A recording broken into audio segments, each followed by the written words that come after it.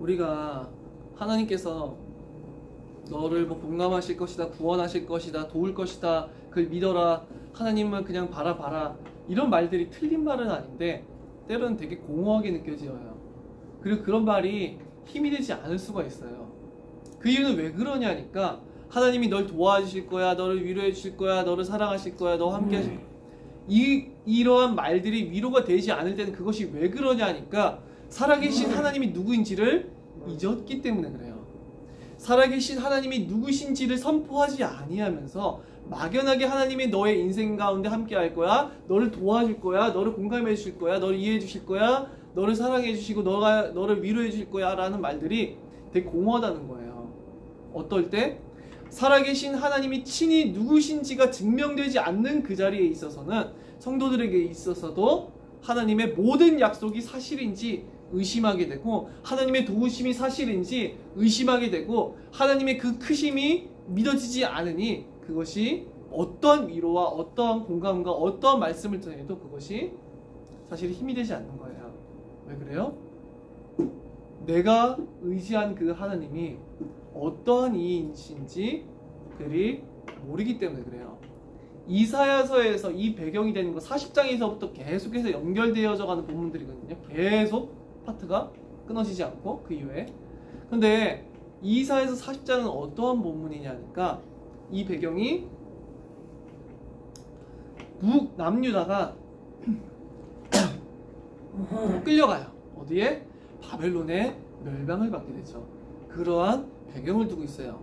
사실 이사야 선지자는 한참 전 사람이에요. 멸망받기 전에. 멸망을 본 선지자는 예레미야 있었죠. 멸망을 친히 그 눈앞에서 하나님이 심판하신 것을 봐야 됐던 게 예레미야 선지자였었지만 이사야 선지자는 미래의 예언으로만 봤었거든요. 환상으로만.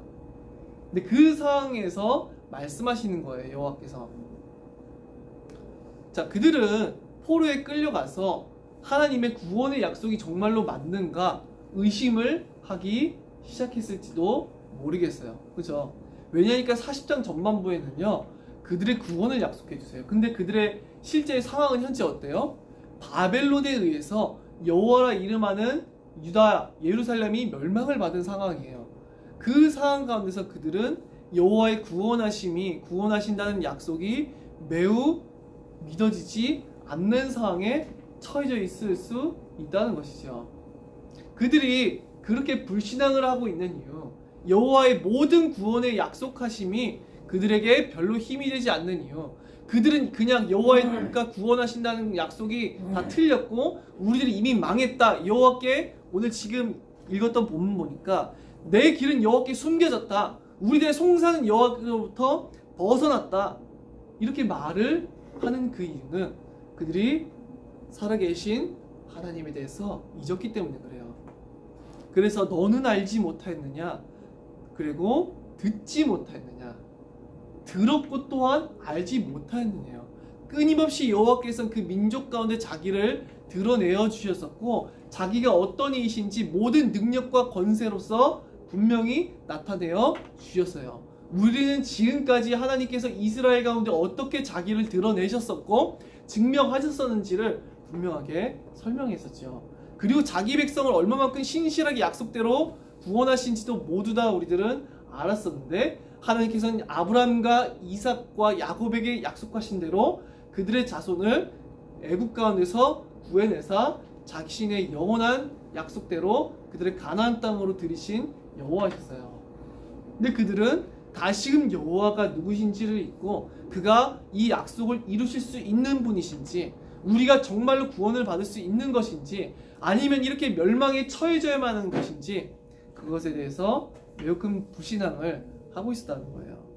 듣지 못하였느냐 알지 못하였느냐 이렇게 말씀하시죠. 하나님에 대해서 그들이 들은 바 그리고 아는 바를 잊고 있다는 거예요. 그래서 영원하신 하나님 여호와 땅끝까지 창조하신 이에 대해서 얘기를 하기 시작하죠. 그래서 이 40장에서는 하나님께서 구원의 약속을 주시고서 40장뿐만 아니라 그 이후에도 마찬가지예요.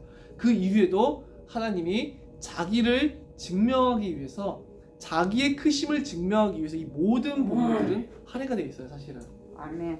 그래서 하나님이 친히 자기의 살아계심을 드러내시는 것이 이 본문의 핵심이에요. 하나님께서는 40장 전반부에서 그들에 대한 구원의 약속을 주시고서는 자기가 어떠한 이이신지에 대해서 설명하기 시작하시죠.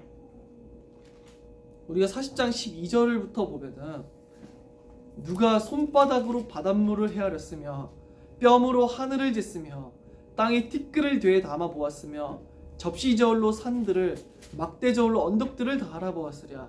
자, 바닷물을 손바닥으로 헤아릴 수 있는 자가 있나요? 그와 같은 능력을 부릴 수 있는 자가 있어요? 하늘을 뼘으로 댈 수 있는 자가 있나요? 땅이 티끌이라고 하는 건 땅의 모든 흙을 의미해요. 땅에 있는 모든 것을 티끌을 되에 담아서 재볼 수 있는 자가 있나요? 없어요. 접시 저울로 산들을 막대 저울로 언덕들을 달아볼 수 있는 자가 있나요? 없어요. 이것은 사실은 뭘 말을 하냐니까 하늘과 땅 그리고 땅에 있는 모든 언덕과 산 모든 것을 하나님께서는 그 모든 것들을 아주 가볍게 측량하신다는 것을 드러내심으로써 온 우주 만물의 창조와 온 우주 만물에게 속한 모든 것을 다스리시는 주권이 자기에게 있다라고 하는 것을 지금 나타내시는 것이죠. 하늘과 땅, 우리가 천지라고 말을 하면 세상 모든 걸 의미하잖아요. 온 세상에 대한 하나님의 완전하신 지혜와 능력과 주권을 선언하고 있어요. 13절에 누가 여호와의 영을 지도하였으며 그의 모사가 되어 그를 가르쳤으랴. 14절에 그가 누구와 더불어 의논하셨으며 누가 그를 교훈하였으며 그에게 정의의 길로 가르쳤으며 지식을 가르쳤으며 통달의 도를 보여주었느냐. 자, 하나님께서 온 세상을 창조하심에 있어서 온 역사를 자기의 뜻대로 결정하시고 인도하심에 있어서 하나님이 창조로부터 모든 역사의 진행과 마침에 이르기까지 자신의 구속의 역사를 성취해 나가심에 있어서 모사가 필요해야 필요하지 않아요? 필요하지 않아요. 제갈공명 같은 모사가 필요하지 않다는 말이에요. 하나님께 이렇다 저렇다 그게 충고해 줄 수 있는 사람이 필요할까요? 그에게 의논이 필요하시고 그에게 교훈이 필요하고 그에게 가르침이 필요하고 그에게 통달의 도를 보여줄 사람이 필요할까요? 하나님께는 어떠한 것도 필요가 없어요. 그 누구의 도움도 그 누구의 가르침도 그 누구의 어떠한 교훈도 필요하지 않는 것은 왜 그럴까요? 그가 모든 지혜와 지식을 합친 것보다 그의 지혜와 지식이 더 탁월하시기 때문에 그래요. 온 세상의 모든 사람의 지혜와 지식으로서 사람이 자기의 일을 계획하는 것보다 하나님이 계획하신 그 일이 가장 최고 최선의 길을 만들고 가장 최고 최선의 결과를 도출해내고 성취하기 때문이죠. 하나님만이 반드시 모든 것을 최고 최선의 결과대로 이루실 수 있는 완전한 지혜와 지식의 하나님이시라는 거예요.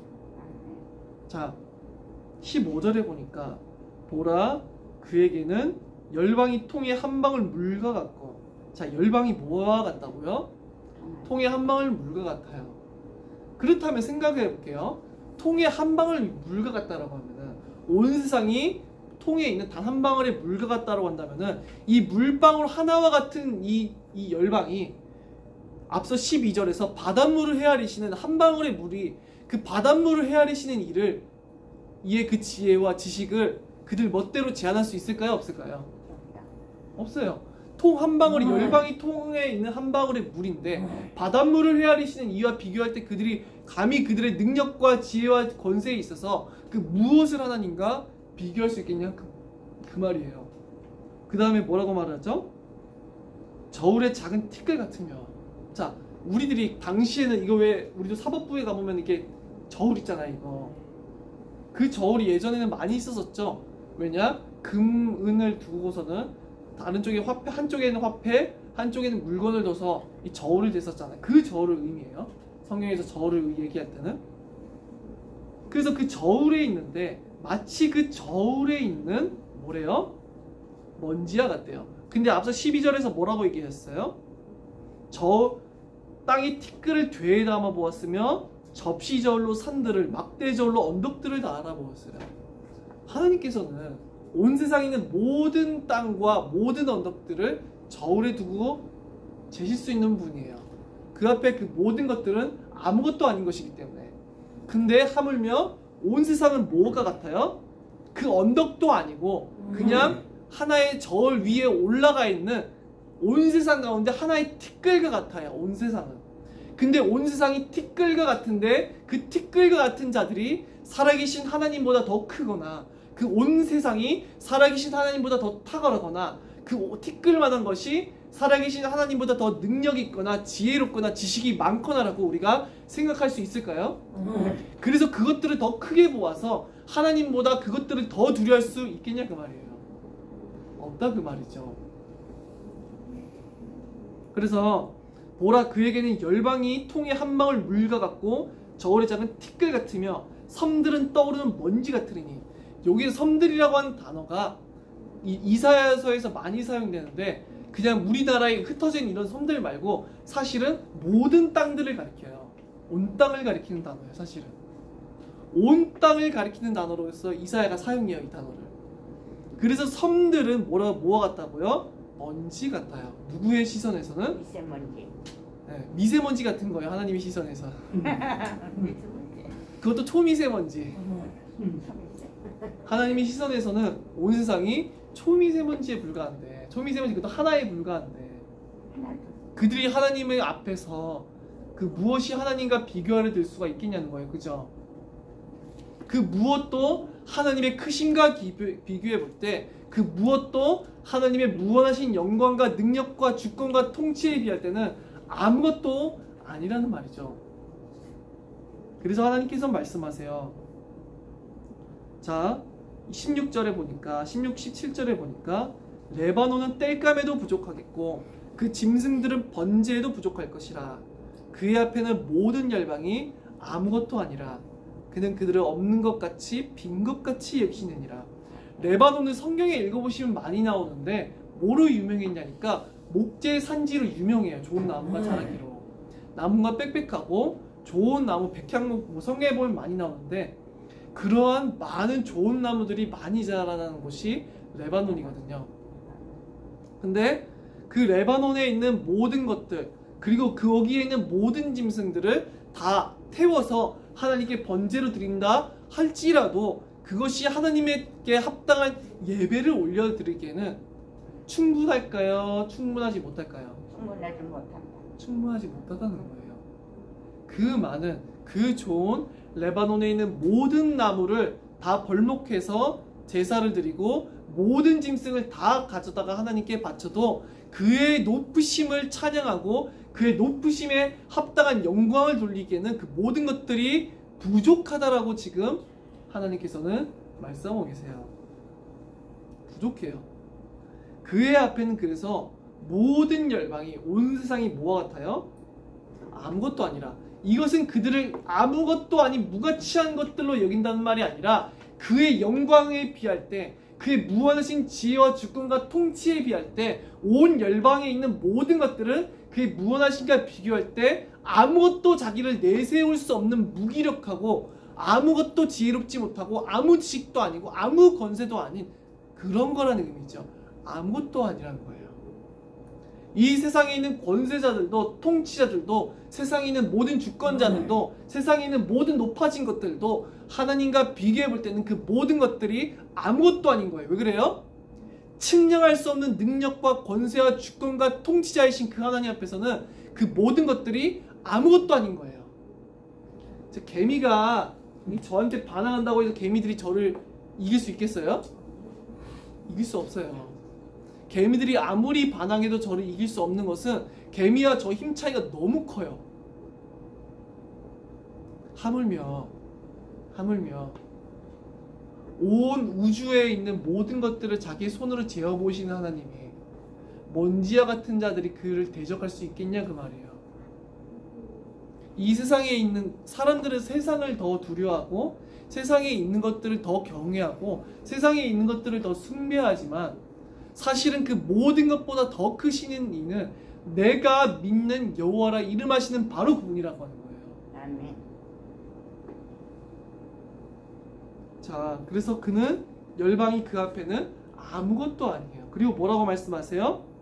그는 그들을 없는 것 같이, 마치 공허하다는 거죠. 빈 것 같이, 없고 빈 것, 아무것도 아닌 것처럼 여기시대요.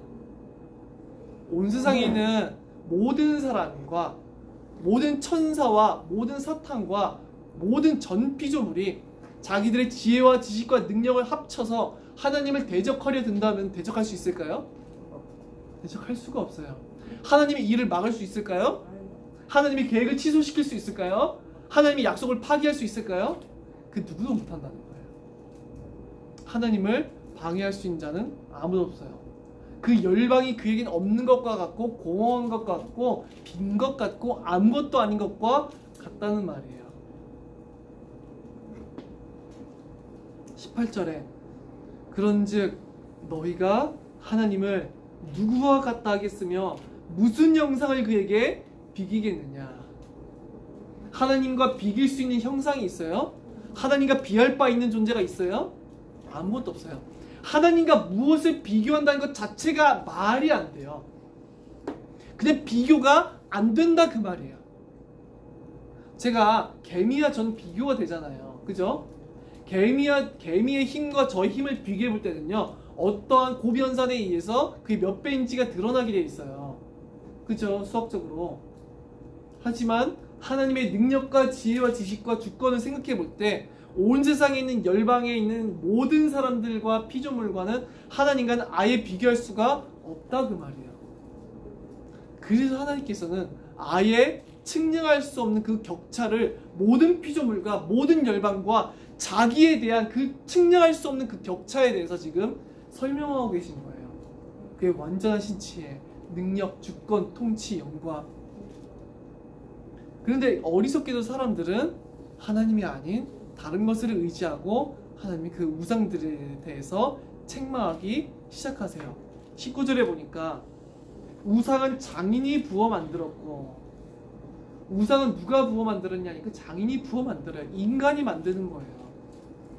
장색이 금으로 입혔고 은사슬을 만든 것이라. 자, 장인이 부어 만들었다고 할 때 부어 만드는 우상은 금은으로 만든 그런 우상이지요. 성경에 보니까 우상을 많이 만들었던 재료들로는 목석, 그러니까 나무, 돌, 금, 은이 있었다고 얘기하고 있어요. 목석의 우상들, 금은의 우상들, 제일 많이 등장하죠. 그러니까 부어 만드는 우상은 금으로 입히고 은사슬을 만들었어요. 금은의 우상이에요. 그죠? 그러니까 비싼 권력 있는 사람들은 뭐로 우상을 만들었어요? 금은으로 우상을 만들었어요. 그러는데 그 밑에 뭐라고 말을 해요? 근데 또 20절은 궁핍한 자는 거제를 드릴 때에 썩지 아니하는 나무를 택하고 지혜로운 장인을 구하여 우상을 만들어 흔들리지 아니하도록 세우느니라. 그러면 궁핍한 자들은 금은 우상을 만들 수 있어요? 없어요? 없어요. 그러니까 그들은 뭐로 만든대요? 나무를 택해서 우상을 만든다고 하는 거예요. 우상의 특징이 이래요. 우상의 특징은 뭐예요? 인간에 의해서 제한돼요. 그 존재가 인간에 의해서 제한이 된다고요. 인간이 만들어준 대로 만들어지고 부한 자가 만들면 금은이 되고요, 가난한 자가 만들면 목석의 우상이 돼요. 고작해야 그 영광이 사람의 손에 달린 것이, 사람의 수준에 달린 것이 우상이라고 하는 거예요. 마찬가지로 사실은 사람들이 두려워하고 사람들이 쫓고 사람들이 의지하는 바는 살아계신 하나님이 아니라, 모든 것과 아예 비교 그 자체가 안 되는 살아계신 하나님이 아니라 사람들의 배경과 능력과 사람들에게서 난 모든 것들이에요. 그것이 사람에게서 난 물질이라든지 배경, 학벌이라든지 모든 것이라든지 하여간 인간으로 말미암아 나서 결국은 썩어지고 없어질 것들이 그들의 보호자가 되고 그들의 우상이 되고 그들의 두려워하는 것이 되고 그들의 기쁨이 되고 희락이 되고 그런 것이죠. 하지만 그 모든 것들은 사람의 수준에 따라 달라지는 것들은 결코 인간에 대한 영구한 구원의 약속을 해줄 수도 없고, 그들은 고정시켜놓은 우상처럼 사실은 그들에 대해서 아무것도 해줄 수가 없다는 거예요. 그 사실은 이 공허한 우상들에 대해서 하나님은 끊임없이 선언하세요. 도대체 여호와라 이름하시는 이 하나님과 비할 때 얼마만큼 이 우상들은 공허하고 아무것도 아닌가, 얼마만큼 하나님을 의지하지 아니하고 그를 버리고 우상을 택하는 것이 얼마만큼 어리석은 것인가에 대해서 하나님은 얘기해 주신 거예요.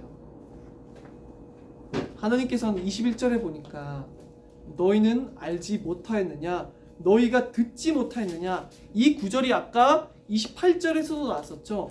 너는 알지 못하였느냐, 듣지 못하였느냐. 28절과 21절에서는 이것이 나와요. 자, 너희가 정말로 알지 못하였느냐, 너희가 나에 대해서 듣지 못하였느냐, 너희가 나에 대해서 알지 못하느냐, 너희가 나에 대해서 깨닫지 못하느냐, 그 말씀이시죠. 자, 태초부터 너희에게 전하지 아니하였느냐, 땅의 기초가 창조될 때부터 너희가 깨닫지 못하였느냐. 자, 태초에서부터 그는 여호와만이 온 세상의 유일하신 창조주이시고 그 모든 것들을 다스리시는 유일하신 하나님이라는 것에 대해서 말씀하셨어요. 근데 그들은 깨닫지 못하였느냐고, 그것을 알지 못하였느냐고 하나님을 말씀하세요.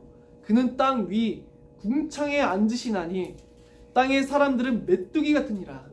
자, 여기서 앉으셨다라고 하는 단어는요, 어떠한 단어냐 하니까 좌정하셨다라고 하는 거예요. 어디에? 저 궁창에. 이 사람들은 지금 하나님의 보좌가 저 궁창, 즉 하늘에 있다고 생각했어요. 그가 궁창 위에 앉으셨다라고 하는 것은 온 세상을 통치하시는 하나님의 절대 주권의 그 보좌 위에 앉아 계셔서 온 우주 만물을, 모든 피조물을, 모든 사람의 인생을 홀로 다스리시고 모든 사람을 홀로 심판하시고 판단하시고 모든 것을 행하시는 절대 왕권, 절대 주권의 보좌 위에 앉으셨다는 의미예요. 이것이 이사야서에는 끊임없이 드러나요. 정말 끊임없이 드러나요. 이사야서에서. 그래서 그 땅이 궁창에 좌장하셨으니 이렇게 번역했으면 더 좋았을 것 같아요. 땅의 사람들은 메뚜기 같으니라. 자, 사람들이 자기는 높은 줄 알는데 자기들이 스스로 교만해져서 하나님 없이도 된다고 생각하는데 고작해야 자신이 가지고 있는 조그마한 것을 의지해서 살아가는데 얼마만큼 교만하여서 하나님을 업신여기는지를 몰라요. 제가 보니까 꼭 그 사람이 세상에서 대단해서 그래야지만 교만해져서 하나님을 대적하는 것이 아니라 자기가 가진 것도 없고 별것도 아니라 한다 하더라도 그 사람이 여전히 교만하여서 살아계신 하나님을 인정하지 않고 여전히 세상의 것을 의지하고 자랑하는 사람들도 많구나라고 하는 것을 보게 되는 것 같아요. 교만한 거죠. 하나님보다 세상에 있는 우상이 자기에게서 나는 것이 더 커 보이는 거예요. 그러나 온 세상에 있는, 땅에 있는 모든 사람들은 강해 보이고 높아 보이지만 하나님의 시선에 있어서는 어떻게 보여요? 메뚜기로밖에 안 보여요. 그냥 메뚜기. 하나님이 온 천하를 쳐다보시는데 아무리 사람이 높아졌고 뭘 해봤고 날뛰어봤자 그냥 메뚜기인 거예요. 그의 영광과 주권과 그의 통치하심과 그의 왕권과 그의 능력에 비할 때는 아무것도 아니라고 하는 거죠. 그는 하늘을 차이같이 펴셨으며 거주할 천막같이 이셨고, 차이는 햇빛 가리는 이런 거죠. 햇빛 차단할 때 그 차단할 때 그거인 것 같은데 한자가 정확히 모르겠어요. 한자는 그냥 햇빛을 차단하는 거예요. 선크림 같은 거죠. 차이를 펴시고 하늘의 차이를 펴시고 온 구름의 운행과 이런 것들을 말을 하는 거겠죠. 그리고 거주할 천막같이 지셨고, 하늘을 펴시고 모든 것을 궁창을 다 지으시고 천막까지 지으시니 모든 하늘에 있는 모든 운행하는 것들을 다 지으시니까 어떠한 인간이 그 앞에서 자기를 높다 할 수 있겠냐는 거예요. 자, 23절에 귀인들을 폐하시며, 귀인들이라기보다는요 이 번역을 고관이라고 고치는 게 더 좋을 것 같아요. 관료들, 높은 세상을 통치하는 그런 권세자들, 그렇게 이해하시는 게 좋아요. 귀인들을 폐하시며 세상의 사사들을 헛되게 하시며, 이 사사라고 하는 것은 우리가 사사기 볼 때 그 사사들도 나오지만 사사라고 하는 게 원래는 뜻은 원래의 원어의 뜻은 재판관이라고 하는 뜻인데, 그 재판관이라고 하는 것이 원래는 그러니까 재판을 하는 자라기보다는 통치자를 의미해요. 사사들이 통치자들이었었잖아요. 이스라엘에요. 예. 마찬가지로 여기서도 그 고관들을 폐하시며 세상의 통치자들을 헛되게 하시나니 라고 말하는 거예요. 즉 하나님의 통치를 방해할 수 있는 고관이라든지 하나님의 통치를 방해할 수 있는 세상의 주권자가 있을까요? 없을까요? 없다. 아무도 없어요. 하나님의 일을 막을 수 있는 세상의 권세자가 있을까요? 아니요. 세상에 하나님의 일을 방해하고 그의 뜻을 굴복시킬 그러한 능력이 많은 자가 있냐 그 말이에요. 세상에 있는 어떠한 통치자도 어떠한 권세자도 어떠한 무엇을 다스리는 자도 모든 것을 다 갖춘 자도 이룬 자도 정말 높은 사람들도 하나님 앞에서는 그의 뜻을 방해할 자가 아무도 없어요. 그것이 성경이 선언하는 바예요. 성경은요 설득하려 들지 않고 선포해요. 하나님만이 유일하시다고, 여호와라 이름하시는 그만이 지극히 높으시다고 다만 선포해요. 더 이상의 설명이 필요할 수 없으면 그의 존재가 한없이 높으신 것이 사실이기 때문이죠. 그래서 세상의 사사들을 헛되게 하시고 귀인들을 폐하세요. 왜? 그를 대적할 수 있는 이는 아무도 없기 때문에, 하나님의 뜻을 방해할 자는 아무도 없기 때문에. 24절에 그들은 겨우 심기고 겨우 뿌리 졌으며 그 줄기가 겨우 땅에 뿌리를 박자 곧 하나님이 입김을 부시니 그들은 말라 회오리 바람처럼 불려가는 초기 같도다. 초기는 그 지푸라기 밖에 날리는 그런 거죠. 자, 그래서 그들은 겨우 심기고 나중에 하나님이 입김을 부시면 날아갈 것들, 즉 하나님의 절대 권력, 절대 주권에 비할 때 세상에 있는 모든 통치자들은 하나님의 능력과 권세에 비할 때 아무것도 아닌 것이 드러난다는 얘기예요. 25절, 26절에서는 이것에 대해서 이제 결론적인 내용이 나오는데, 거룩하신 이가 이르시되, 제가 지난주에도 이사야서 6장에 대해서 나눴었지만 이사야 선지자가 처음에 소명을 받았을 때 이사야 6장에서 하나님의 보좌로 이끌려져 갔어요. 그때 한없이 가득한 하나님의 영광의 보좌를 보면서 이사야는 엎드리지요. 이사야는 엎드려서 차마 고개를 들 수가 없었는데, 그때 그룹 천사들이 어떻게 하나님을 노래해요? 거룩하다 거룩하다 거룩하다 만군의 여호와여, 그의 영광이 온 땅에 충만하도다. 차마 지극히 높으신 하나님의 영광을 쳐다볼 수 없어서 천사들도 두 날개로 얼굴을 가리고 하나님의 앞에 보좌 위를 날면서 그의 영광을 찬양하는 장면이 나왔어요. 근데 그 거룩하시는 이 많이 나오거든요. 이스라엘의 거룩하신 이라고 많이 언급되는데, 그 하나님의 지극히 높으신 그 보좌의 영광스러운 모습을 지금 이사야서는 늘 그걸 염두에 두고 얘기하고 있는 거예요. 그래서 거룩하신 이가 이르시되 그런즉 너희가 나를 누구에게 비교하며 나를 그와 동등하게 하겠느냐. 하나님과 동등할 수 있는 건 있다 없다? 없어요. 그와 아예 비교가 될 수 있는 것이 있다 없다? 비교조차 될 수 있는 것은 존재하지 않는다는 거예요. 26절에 너희는 눈을 높이 들어라. 누가 이 모든 것을 창조하였나 보라. 주께서는 수요대로 만상을 이끌어내시고, 모든 별들이죠, 만상은 이끌어내시고 그들의 모든 이름을 부르시나니 그의 권세가 크고 그의 능력이 강함으로 하나도 빠짐이 없느니라.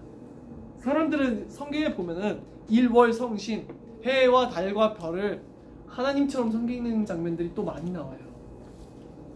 그러나 하늘에 존재하는, 우주에 존재하는 모든 것을 지어냈고 지으시고 그 모든 것들의 이름을 부르시는 이는 오직 하나님이심을 선포해요. 그와 비할 수 있는 게 있는가? 그와 동등하다 할 수 있는 게 있는가? 그와 같다 할 수 있는 게 있는가? 그 어떤 것도 그 여호와라 이름하시는 이와 비할 수 있는 사람도, 어떠한 세상도, 열방인 그 누구도 없음을 선언해요. 하나님께서 지금 이것을 왜 선언하냐 하시니까 그 자기 백성들이 또다시 여호와를 신뢰하는 것을 버리고서는 우상을 따르고 여호와를 불신앙하는 행태들 때문에 그러신 거예요. 오직 여호와께만 있는 구원은, 그가 약속하신 구원의 약속을 그들이 굳게 붙들어야 되는데, 그에게가 약속하신 모든 구원의 약속이 성취되리라고 하는 것을 믿음으로 바라보고 세상에 있는 것들을 우상으로 삼지 말아야 되는데, 그들이 두려워하니까 또다시 여호와를 버리고 세상에 있는 다른 것들을 우상으로 섬기고 있는 그런 행태들이 벌어지는 거예요. 그리스도인들도 예수 그리스도 안에서 영생의 구원을 하나님께서 맹세로서 확증하시고 그의 부활과 또한 성령을 보내심으로 그가 그리스도이시고 그가 온 세상의 구세주라고 하는 것을 확증하시고 그에게 속한 자들에게 영원한 구원의 약속과 그들에게 함께 할 것을 약속하셨지만, 그들은 여전히 하나님보다 더 큰 눈앞에 있는 것들을 더 두려워해서 세상에 있는 우상을 숭배하면서도 하나님을 섬기지 않고 그에게는 부르짖지 않고 그를 찾지는 않고 그를 구하지는 않는 거예요. 그러니까 되게 조롱한다는 듯이 내가 느껴져요. 하나님이 역사하심이 없는 사람들에게는 조롱하는 것 같다는 말투가 느껴지는데, 여호와가 살아계심을 믿지 아니하니까, 그걸 바라보지 못하니까 자기 앞에 눈앞에 닥쳐있는 문제를 무슨 여호와가 그를 의지한다고 그를 예배한다고 그게 무슨 소용이냐, 이렇게 굳은 믿음으로 말을 하는 사람들을 보게 돼요. 굳은 믿음으로 여호와가 무슨 도움이 될 수 있는데, 여호와가 나를 좋은 대학 보낼 수 있어? 여호와가 나를 뭐 취직이나 시켜줄 수 있어? 내 무슨 문제를 해결해 줄 수 있는데, 뭐 하나 그가 나에게 뭘 해줄 수 있는데. 그러니까 그들은 여전히 돈을 찢고 세상의 영광을 쫓고 세상에 있는 기준을 쫓아서 살아가야 여호와를 버리고 여호와를 신뢰하지 않으니까, 모든 것 위에 여호와가 계시다는 사실을 인정하지 아니하니까, 모든 열방이 그 앞에는 한 가지 먼지로밖에 보이지 않는, 온 세상의 모든 주권자가 감히 침범할 수 없는, 세상에 있는 권세가 감히 막을 수 없는 하나님, 그를 믿지 아니하니까, 그의 영광의 그 높으심을 인정하지 아니하니까, 그걸 바라보지 못하니까 그들은 여전히 세상에 있는 것들에 치우쳐서 세상에 있는 것들을 전부로 삼고 그것을 쫓아서 평생을 달려가는 인생을 살아갈 수밖에 없는 거예요. 여호와가 그의 구원하심이 아니라 세상이 그들의 구원과 도움이 되는 거죠. 여호와의 약속에 대해서 우리들은 불신앙할 수가 있다고 하는 거예요. 하나님이 무슨 도우심이시냐, 하나님이 무슨 구원이 되실 수 있느냐, 하나님이 무슨 우리들과 삶 가운데 하나님이 뭐가 필요하냐, 하나님은 다만 세상에 있는 내가 좋은 직장 취직하고 돈을 잘 벌고 내 인생이 잘 되고 내 문제가 풀리기 위해서 이용해 먹는 존재일 뿐, 그가 자기 뜻대로 모든 것을 가장 완벽하게 최선의 결과대로 자기의 약속하신 바 구원의 약속대로 자기 성도의 완전한 인생의 길을 완벽하게 인도하실 수 있는 분이라고 하는 것에 대해서는 인정하지 않는 거예요. 그래서 기도에서부터 불신앙이 드러나는 이유는 자기 인생에 있어서 하나님, 자기가 원하는 자기의 뜻대로 자기 인생의 세상에 있는 그런 영광과 세상에 있는 삶을 위해서 여러 가지를 구하는 거예요. 복을 달라, 뭘 달라. 왜 그래요? 살아계신 하나님이 온 세상의 절대의 주권자라고 하는 것을 믿지 못하고, 그들이 믿는 신은 고작해야 내가 열심히 빌어야지만 뭐 떡 하나 던져주는 그런 신에 불과한 거고, 여전히 그들이 우상으로 삼고 있는 것은 세상인 거죠. 그래서 다시 7절로 가면은, 야곱아 어찌해 너가 말하며 이스라엘아 너가 이르기를 내 길은 여호와께 숨겨졌으며 내 송사는 내 하나님에게서 벗어난다느냐. 하나님의 백성의 길이 하나님께 숨겨지나요? 숨겨져요? 하나님이 그들의 인생을 모르세요? 몰라가지고 그냥 버려주신 걸까요? 그들이 바벨론의 포로가 되어갔으니까 그들이 망한 거고 하나님이 그들을 버리셔서 그들은 더 이상 하나님을 바라볼 수 없는 상태인가요? 아니라고 하는 거예요. 하나님께서 약속하신 그 구원의 약속을 그들은 불신앙하였었지만, 그들은 내 길이 여호와께 벗어났다 했지만 사실은 그들이 불신앙하고 있는 거지요. 내 송사는 내 하느님에게서 벗어난다느냐. 그들은 자기의 송사가 여호와께 벗어났다고 하지만 사실은 하나님께서는 여전히 그들을 신원해 주고 계신 하나님이신 거죠. 너는 알지 못하였느냐, 듣지 못하였느냐, 계속해서 알리셨고 듣게 하셨어요. 어떤 하나님? 영원하신 하나님. 그는 영원하신 하나님이라. 모든 시간을 초월하시고 모든 전 역사를 자기의 뜻대로 결정하시고 다스리시는 유일하신 하나님이시라. 그의 영광에 비할 때 그 무엇도 그와 비교할 수 있는 것은 결코 존재하지 않는다. 아멘. 감히 그의 영광을 침범할 수 있는 자도 없고 그의 영원하신 그의 뜻을 거스를 자도 없어요. 그는 영원에 계셔서 모든 것들을 반드시 자기 뜻대로 이루실 것이고 자기 백성에게 주신 그 구원의 약속대로 그들의 모든 인생을 그들의 영광스러운 구원을 위해서 분명히 인도하사 모든 것을 반드시 다 이루실 수 있는 전능하신 하나님이시죠. 자, 땅끝까지 창조하신 이는, 그는 분명 땅끝까지 창조하신 이에요. 그는 피곤하지 아니하시며 곤비하지 않으시며 명철이 없으시며. 자, 여기서 피곤이랑 곤비라고 하는 단어를 잘 보세요. 계속 반복되니까 이 밑에서 피곤이라 곤비라고 하는 단어. 여호와는 피곤하거나 곤비할까요? 안 할까요? 안 할. 하지 아니하시대요. 그에겐 지치는 것이 없으세요. 그에게는 명철이 한이 없으세요. 자, 그래서 29절에 피곤이 또 나오죠. 피곤한 자에게는 능력을 주시며 무능한 자에게는 힘을 더하시나니. 사람들은 이 피곤하다고 하는 말은 무슨 말이냐니까 세상에 있는 각종 문제와 다양한 상황 가운데서 지친 상태를 의미하는 거죠. 무능력하다라고 하는 것은 그의 존재가 그 자체가 힘이 없고 뭔가 갖추지 못한 상태를 의미하고 하는 거죠. 앞서 있는 것은 그 사람이 어떠한 위기와 문제에 있는 상태에서 지쳐있는 상태라고 한다면, 무능력하다라고 하는 것은 그 사람이 선천적으로 뭐가 많이 없든지 그의 돈이든 세상 능력이든 어떠한 배경이든 하여간 뭔지 모르겠는데 그 사람이 스스로 이룬 거든지 모든 면에 있어서 능력이 없든지 간에 그 사람이 어떤 상황 가운데서도 피곤해 곤비한 상태든지 간에 그에게 뭐라고요? 힘을 더하시다니. 그에게 힘을 더하신대요. 자기에게서 난 힘이 아니라 여호와로부터 온 살아계신 창조주 하나님으로부터 그가 힘을 더하신대요. 30절에 소년이라도 피곤하며 곤비하며, 여기서도 또 피곤 곤비가 나왔죠. 계속해서 피곤함과 곤비함이 반복되어서 나오고 있어요. 여호와는 피곤하고 곤비하지 아니하신다고 28절에 말했고, 근데 30절에 소년이라도 피곤하며 곤비하며 장정이라도 넘어지며 쓰러지되. 장정도 체력이 많을 소년과 장정도 피곤하며 곤비하며 쓰러지며 넘어져요. 그 모든 자들은 피곤에 지쳐요. 세상에 있는 어떤 누구라 할지라도, 어떤 강한 자라 할지라도 그들은 피곤하며 곤비하며 넘어지며 쓰러지는 게 인간이에요. 그래서 인간을 의지할 대상이 돼야 안 돼요? 안 돼요.